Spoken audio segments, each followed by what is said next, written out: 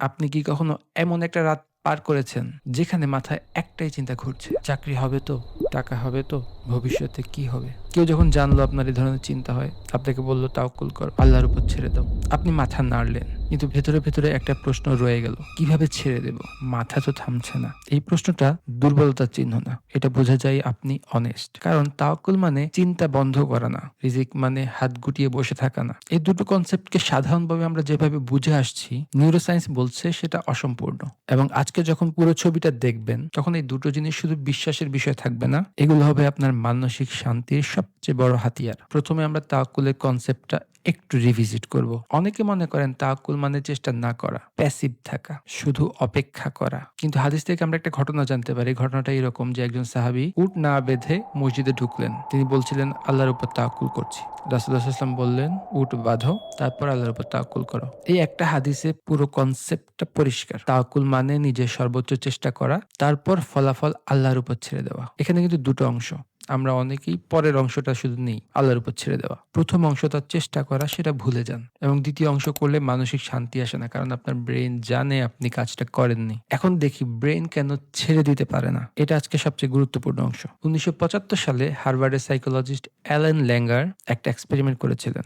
দুটো গ্রুপকে lottery ticket দেওয়া হলো। এক গ্রুপ নিজের টিকিট বেছে নিল, অন্য গ্রুপকে র্যান্ডমলি টিকিট দেওয়া হলো। উইনিং চান্স দুই গ্রুপেরই এক্স্যাক্টলি একই, কিন্তু যারা নিজে বেঁচেছিল তারা টিকিট বিক্রি করতে চাচ্ছিল না এবং অনেক বেশি দাম চাইলো, শুধু কারণ তাদের মনে হচ্ছিল এই টিকিটে তাদের কন্ট্রোল আছে। এটাই ইলিউশন অফ কন্ট্রোল। আমাদের ব্রেন কন্ট্রোল ফিল করতে চায়, এমনকি যেখানে কন্ট্রোল নেই সেখানেও। এবং যখন সেই কন্ট্রোল হাতছাড়া মনে হয়, তখন অ্যাংজাইটি আসে, চিন্তা আসে, ঘুম চলে যায়। কিন্তু এখানে তাওয়াক্কুল একটা অসাধারণ কাজ করে। এটা মস্তিষ্ককে বলে, যেটা তোমার হাতে নেই সেটা ছেড়ে দাও, এটার দায়িত্ব তোমার না। এবং নিউরোসায়েন্স বলছে এই বিলিফ যাদের আছে তাদের কর্টিসল লেভেল, স্ট্রেস হরমোন উল্লেখযোগ্যভাবে কম। তাওয়াক্কুল তাই শুধু স্পিরিচুয়াল প্র্যাকটিস না, এটা আক্ষরিক অর্থে মস্তিষ্কের স্ট্রেস রেসপন্সকে বদলে দেয়। ধরে নিলাম আমরা তাওয়াক্কুল বুঝলাম, কিন্তু রিজিকের ভয় সেটা কোথা থেকে আসে? সাইকোলজিতে একটা কনসেপ্ট আছে, scarcity mindset. Harvard economist Sendhil Mullainathan এবং সাইকোলজিস্ট এল্ডার শাফির দেখিয়েছেন, যখন মানুষ অভাবের ভয় থাকে তখন মানুষের কগনিটিভ ব্যান্ডউইথ কমে যায়। মানে রিজিকের চিন্তা শুধু আপনার মানসিক কষ্ট না, এটা আপনার চিন্তা করার ক্ষমতা কমিয়ে দেয়। সিদ্ধান্ত খারাপ হয়, সম্পর্ক ক্ষতিগ্রস্ত হয়, কাজে মনোযোগ থাকে না। এবং এখানে রিজিকের কনসেপ্ট একটা অসাধারণ অ্যান্টিডট। কোরআনে আল্লাহ বলেছেন, পৃথিবীতে এমন কোনো প্রাণী নেই যার রিজিকের দায়িত্ব আল্লাহ নেননি। এই একটা বিশ্বাস যদি সত্যিকার অর্থে আমাদের ভেতরে যায়, তাহলে স্ক্যারসিটি মাইন্ডসেটের মূলটাই নড়ে যায়। কারণ স্ক্যারসিটি মাইন্ডসেট মনে করে হয়তো আমার জন্য যথেষ্ট নেই, রিজিকের বিশ্বাস বলে আমার জন্য যা আছে সেটা আসবেই। এই দুটো বিলিফের মধ্যে মানুষ যেটায় থাকে, তার মানসিক অবস্থা সেটার মতোই হয়। তাহলে চেষ্টা আর ছেড়ে দেওয়ার ব্যালেন্সটা কিভাবে হয়? এখানে অনেকে আটকে যায়, চেষ্টা করব নাকি ছেড়ে দেব, এই প্রশ্নটাই আসলে ভুল। সাইকোলজিতে একটা কনসেপ্ট আছে, locus of control. Internal locus of control হচ্ছে যেটা আমি করতে পারি, সেটা আমার দায়িত্ব। এক্সটার্নাল লোকাস অফ কন্ট্রোল হচ্ছে বাকি সবকিছু আমার দায়িত্বের বাইরে। সবচেয়ে মেন্টালি হেলদি মানুষরা এই দুইটার মধ্যে ক্লিয়ার বাউন্ডারি রাখেন।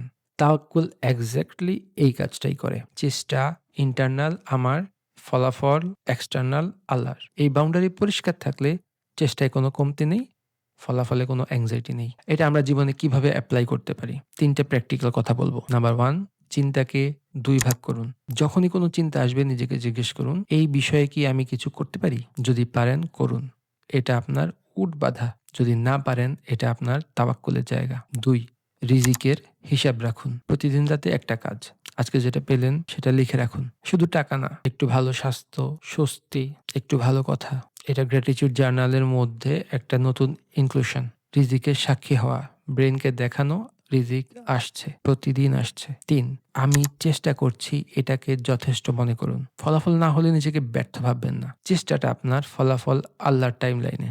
এই একটা শিফট গিল্ট আর সেলফ ব্লেম অনেক কমিয়ে দেয়। মডার্ন সাইকোলজি আমাদেরকে শেখাচ্ছে, যেটা আমাদের কন্ট্রোলে নাই সেটাকে ছেড়ে দাও, অ্যাকসেপ্ট করো। এটাই মেন্টাল হেলথ। ইসলাম আমাদেরকে দৃঢ়ভাবে বুঝিয়ে দিয়েছে, উট বাঁধো, তারপর ভরসা করো। এই দুটো কনসেপ্ট কিন্তু একই, ভাষা আলাদা। এবং এটাই প্রমাণ করে যে সত্যিকারের জ্ঞান সবসময় একই দিকে নিয়ে যায়। আপনার জীবনে কি এখন এমন কিছু ঘটছে যেটার জন্য দিনের পর দিন আপনি চিন্তা করছেন? আজকে একটা কাজ করুন, একটা কাগজে দিন, 2টো কলাম বানান। বাম দিকে লিখুন আমি যা করতে পারি, ডান দিকে লিখুন যা আমার হাতে নেই। বাম দিকের কাজগুলো করুন, ডান দিকের কাগজটা ভাঁজ করুন। এটাই তাওয়াক্কুল, এটাই রিজিকের উপর বিশ্বাস এবং এটাই মানসিক শান্তির সবচেয়ে সহজ পথ। সোল ওয়েলনেসে আমরা বিশ্বাস আর বিজ্ঞানের সেই জায়গাটা খুঁজি যেখানে দুটো একসাথে মেলে। পরের ভিডিওতে দেখা হবে। ভালো থাকুন এবং উঠ বাঁধতে ভুলবেন না।